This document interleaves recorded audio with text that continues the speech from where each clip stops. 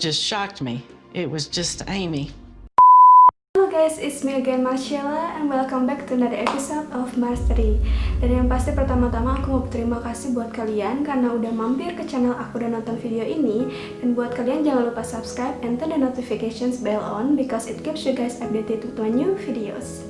Masih sama seperti episode misteri sebelumnya, di sini aku mau bahas tentang case misteri yang sampai saat ini belum ditemukan jawabannya, belum ada titik terangnya, dan belum ada jejak apapun mengenai kasus kehilangan orang ini ya guys. Dan bahkan kasus ini tuh udah berlangsung lama banget dari tahun 1998, berarti udah sekitar 22 tahun ya guys. So, tunggu apa lagi? Let's get it started.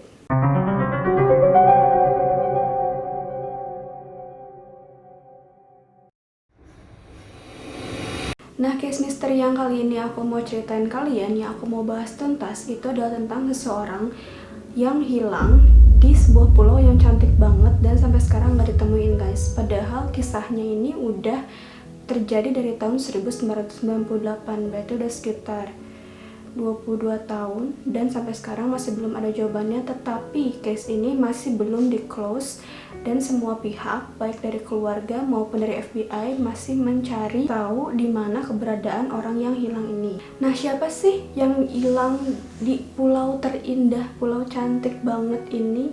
Dia adalah Amy Lynn Bradley yang lahir di tanggal 12 Mei 1974, dan ketika kasus ini terjadi umurnya itu baru 23 tahun guys, dan infonya dia baru lulus kuliah.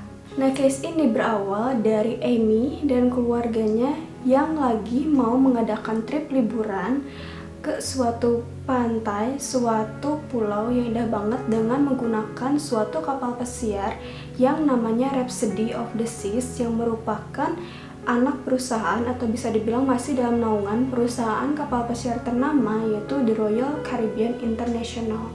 Nah, kapal kelas apa sih sampai bisa dibilang ini kapal pesiar yang mewah? Nah, kalau aku research, kapal ini itu disebut sebagai Vision Class Cruise Ship, yang dimana kapal ini itu difasilitasi berbagai macam hiburan-hiburan yang banyak banget, sehingga meskipun kalian berhari-hari, berminggu-minggu di dalam kapal pesiar ini, kalian gak akan bosen guys, karena hiburannya itu banyak banget. Nah, awal mulanya ini si Amy dan keluarganya, yaitu papahnya Ron, mamahnya Eva, dan saudara laki-lakinya Brad lagi berlibur menggunakan kapal pesiar yang tadi aku udah sebutin dari Aruba ke Curacao, Antilles di bagian Amerika Selatan. Bisa dibilang ini dekat pesisir Venezuela, Pulau Karibia bagian selatan ya guys. Jadi tanggal 21 Maret 1998 mereka pergi berlibur menggunakan kapal pesiar ini, dan 3 hari setelahnya tanggal 24 Maret 1998 itu adalah hari yang benar-benar buat mereka bersejarah tapi menyedihkan juga ya guys. Sebenarnya ironis sih guys, kan karena mereka ini awalnya mau berlibur ya, mau have fun, quality time with their family gitu. Tapi nggak disangka-sangka dari plan yang awalnya ini harusnya membawa kebahagiaan, tapi malah membawa kesedihan buat mereka. Nah, ceritanya ini di tanggal 24 Maret 1998, si Amy ini tengah malam at midnight, dia lagi dansa di suatu klub di dalam kapal pesiar itu. Jadi kan yang tadi aku udah ceritain, kapal pesiar ini mewah banget dan fasilitasnya banyak, termasuk ada klub atau dance floor ini guys. Nah, si Amy ini terlihat midnight itu bersama seorang member band yang namanya Blue Orchid, itu lagi dance bareng. Nah, member Blue Orchid ini siapa sih namanya? Infonya namanya itu Alistair Douglas atau bisa disebut juga Yellow. Banyakan orang sih menyebutnya atau memanggilnya dengan nama Yellow. Nah, si Yellow ini info ke pihak berwajib bahwa terakhir dia lihat Amy itu pada jam 1 malam. Berarti midnight jam 1 mereka udah beres dance dan berpisah gitu, masing-masing entah ke kamarnya, entah kemana gitu. Nah, kalau aku lihat dari footage yang ada, si Amy ini memang setelah ngedance bareng si Yellow itu dia naik eskalator abis di dekat dance floor itu ya, entah mau balik ke kamarnya entah kemana guys. Tapi di footage-nya menunjukkan bahwa si Amy benar ada di dance floor itu, tapi dia pergi jam 1 malam naik eskalator entah kemana. Infonya lagi guys, jam setengah 6 pagi itu, tanggal 24 Maret itu ya masih, si ayahnya ini ngeliat si Amy itu lagi tidur di balkon dan gak kenapa-napa, masih fine-fine aja gitu. Nah pas jam 6 malamnya, si papahnya Ron ini ngecek anaknya lagi, si Amy ini udah gak ada, entah kemana, bener-bener hilang jejak Amy tuh gak ada, kayak ya tiba-tiba aja hilang gitu. Nah dan infonya lagi guys, jadi antara jeda dari jam setengah 6 pagi sampai jam 6 pagi itu, si Brad, saudara laki-lakinya Amy itu info ke keluarganya bahwa dia itu sempat ketemu Amy di jeda jam itu gitu. Dan si Amy bilang ke dia bahwa dia itu mau keluar beli rokok. Jadi bisa dibilang si Brad ini adalah orang terakhir yang ketemu sama si Amy. Setelah si papahnya nemuin Amy hilang entah kemana itu, dia kan panik ya guys, ya pastilah orang tua mana sih yang gak panik gitu. Nah terus papahnya si Ron ini sama keluarganya langsung infoin ke kru minta bantuan gitu. Nah kondisi saat itu ketika si Amy hilang, kapal pesiarnya ini masih berlayar, jadi masih on the way ke pelabuhan terakhir gitu, ke pelabuhan terakhir di Curacao Antilles itu. Harusnya ya guys, kalau misalnya krunya mau membantu mencari, bener-bener semua akses, pintu, jendela, entah apapun itu kan ditutup. Tapi ketika si kapal ini berlabuh, krunya ini malah mengizinkan penumpang-penumpang di dalamnya itu keluar semua gitu kan. Aneh, harusnya ya kalau misalnya ada kondisi urgent gitu ya, logikanya penumpang-penumpang itu nggak diizinin turun dulu dong sampai pencarian dilakukan. Kalau misalnya udah clear nih, nggak ditemuin apa-apa, ya baru penumpangnya itu diturunin. Tapi ini nggak, makanya ini merupakan suatu yang ganjil sih buat aku. Nah halo guys, upaya apa dong yang dilakuin sama tim dari kapal pesiar ini dan orang-orang di sekitar situ buat cari Amy? Nah infonya dari penjaga pantai daerah Antilles itu, Netherlands Antilles, membantu mencari Amy selama 4 hari dari tanggal 24 Maret 1998 sampai tanggal 27 Maret 1998 karena mereka nggak nemuin apa-apa selama 4 hari itu, nihil banget gitu. Nah infonya lagi, karena mereka udah coba berhenti, tapi dari kapal pesiar mungkin merasa bersalah dan tetap melakukan pencarian sampai tanggal 29 Maret 1998. Jadi mereka sewa kapal khusus buat nyari si Amy ini di daerah pantai Antilles itu gitu. Karena siapa tahu Amy tenggelam atau Amy kenapa-napa, kita kan nggak tahu. Nah tapi tanggal 29 Maret itu pencariannya dihentikan karena memang nggak dapat apa-apa, nggak dapat hasilnya, dan keluarganya Amy balik lagi ke Virginia, ke Amerika gitu. Nah info tambahan lagi guys tentang si Amy Bradley ini, bahwa si Amy ini memiliki ciri-ciri yang matanya berwarna hijau, terus rambutnya tuh pendek warna coklat. Tapi kita nggak tahu ya sekarang karena rambut itu kan bisa-bisa berubah ya. Cuman warna dasarnya rambut si Amy itu coklat, matanya hijau, terus tinggi badannya sekitar 167 sampai 168 cm dan berat badannya itu sekitar 54 kilo. Nah infonya lagi, si Amy ini punya 4 tato dan 1 piercing di tubuhnya, yang bisa dibilang nggak semua orang lah punya tato yang sama kan di tubuhnya. Nah tatonya itu ada 4. Yang pertama itu di bagian shoulder, berarti di bahu, itu ada Tasmanian Devil yang kartun itu loh guys, lagi bawa bola basket infonya. Terus di bagian lower back dia punya tato lagi gambar lambang matahari. Kemudian di bagian ankle, di kakinya, di mata kaki, dia punya lambang Chinese symbol tattoo. Kemudian di bagian pusar, dia punya tato lagi. Itu infonya gambar gecko lizard gitu, aku nggak tahu persisnya gimana, tapi aku kasih ilustrasinya ya guys. Kemudian di pusarnya itu dia punya tindikan, infonya kayak gitu. Nah, si Amy ini lahir yang tadi aku bilang di Virginia, United States ya guys. Nah, kita sekarang masuk ke spekulasi asumsi teori ya guys. Nah, yang pertama itu infonya si Amy ini bunuh diri dan meloncatkan diri ke laut, menenggelamkan diri gitu ya guys. Tapi asumsi ini sampai sekarang gak dipercaya sama para investigator. Kenapa? Karena infonya Amy Bradley ini is a trained lifeguard gitu. Jadi dia bisa dibilang jago berenang, sangat-sangat bersahabat dengan air. Dan misalnya nih kalau benar dia tenggelam gitu, harusnya kan selama pencarian 4 hari sampai tanggal 29 Maret itu juga Amy itu ditemukan, at least ya bajunya kek, apanya kek gitu. Tapi ini nggak ada sama sekali. Jadi asumsi ini, spekulasi ini bisa dibilang nggak dipercaya sama orang-orang gitu. Nah yang kedua guys, infonya ini adalah kemauan Amy sendiri untuk menghilang. Kenapa? Karena si Amy ini kan usianya baru 22-23 tahun gitu saat itu. Nah infonya kan biasa umur-umur segitu masih ingin kebebasan dari keluarganya gitu. Tapi ini juga agak-agak ganjil sih menurut aku. Karena apa? Karena dia nggak pakai alas kaki sedikit pun gitu. Dia itu infonya buat berlibur ke kapal pesiar ini tuh bawa 10 pasang sepatu nih guys. Tapi semuanya itu masih utuh ada di kapal pesiar itu tanpa hilang satu pun. Dan tasnya dan ID-nya semuanya itu masih ada. Ya mungkin kalau misalnya bener nih si Amy ini mau kabur gitu ya, mau menghilang sendiri, at least dia bawa ID lah, bawa tasnya lah, atau pakai alas kaki gitu. Tapi ini nggak ada gitu, dia nggak pakai apapun dan nggak bawa apapun. Nah yang ketiga guys, keganjilan dari informasi yang diberitahukan oleh saudara laki-lakinya sebelumnya, si Brad, bahwa dia pernah bertemu Amy sebelum dia hilang. Yang dia bilang Amy mau beli rokok itu aneh. Kenapa? Karena kalau Amy beli rokok itu kan dia keluar dari kamarnya ya, dan ini kan kapal pesiar gede banget, harusnya at least dia pakai alas kaki dong, dia pakai sendal atau sepatu gitu. Meskipun ya masih di kapal-kapal juga gitu, tapi kan ini kapalnya gede banget, bukan kayak kapal perahu yang kecil gimana gitu ya guys.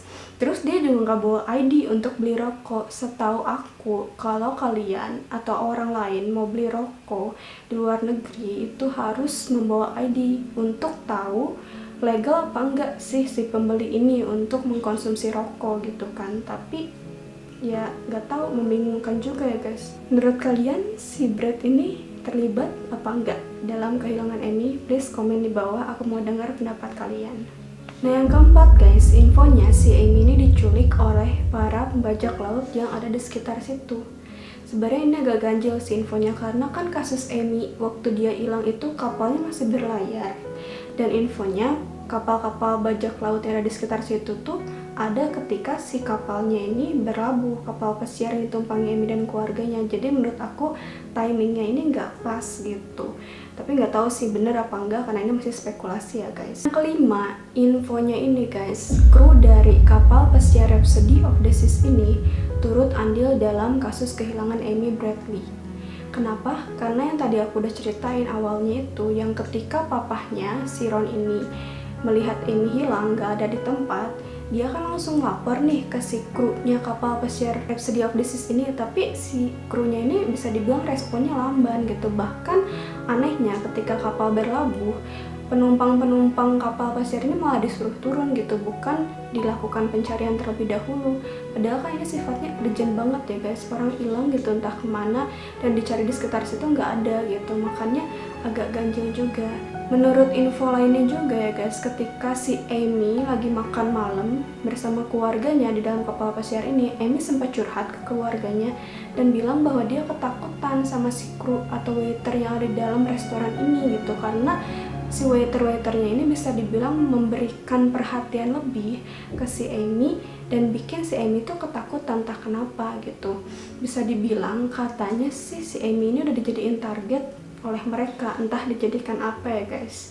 Nah yang anehnya lagi, foto-foto ketika mereka ada di kapal pesiar ini hilang, entah disembunyikan, entah dicuri, tapi nggak ada gitu. Padahal foto-foto yang ada dalam kapal pesiar ini harusnya kan bisa jadikan bukti. Aneh banget sih menurut aku.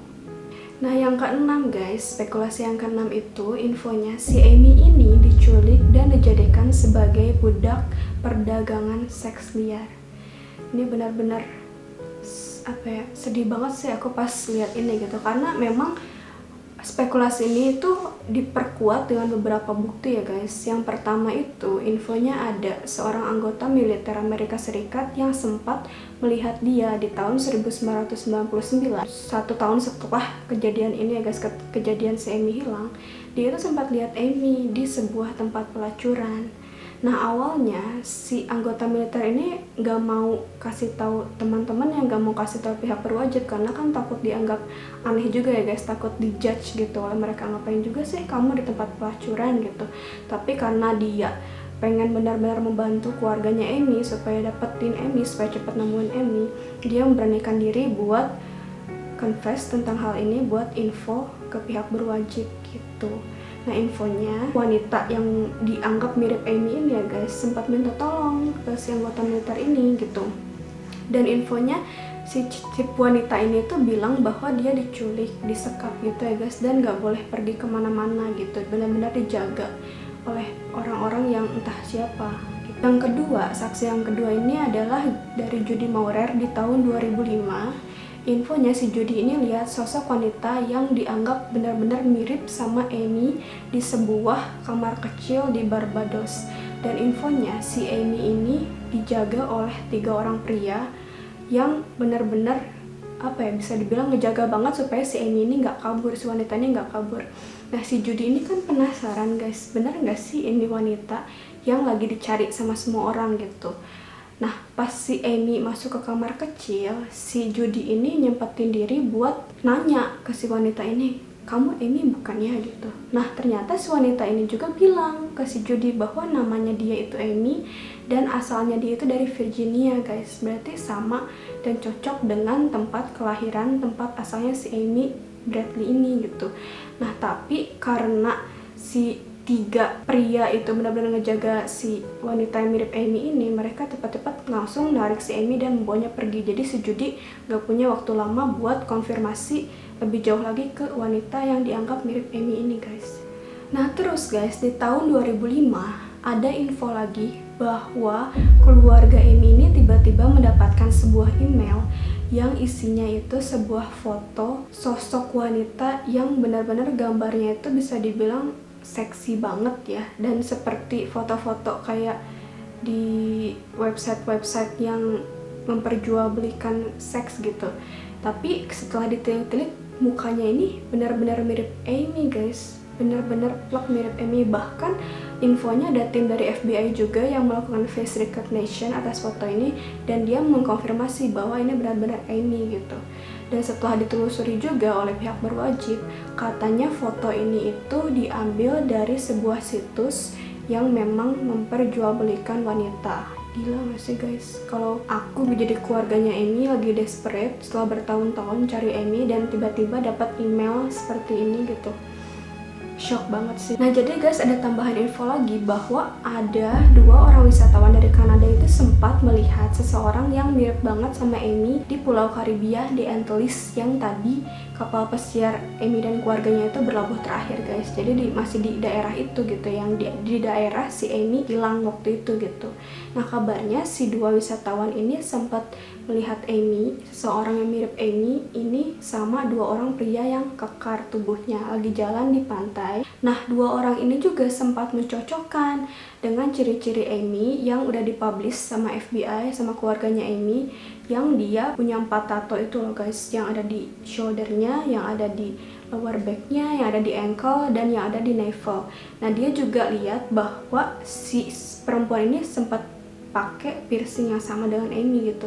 Ini nggak tahu sih, masih ganjil ya guys, ini kan masih spekulasi dan aku nggak tahu ini benar apa enggak gitu, karena udah banyak banget info yang beberapa orang lihat sosok yang benar-benar mirip Amy di daerah itu gitu. Nah guys, meskipun case ini itu udah berlangsung lama ya, dari tahun 1998, berarti udah sekitar 22 tahun, tetapi keluarga si Amy ini masih bersikeras, masih semangat, masih nggak mau menyerah buat nyari Amy guys.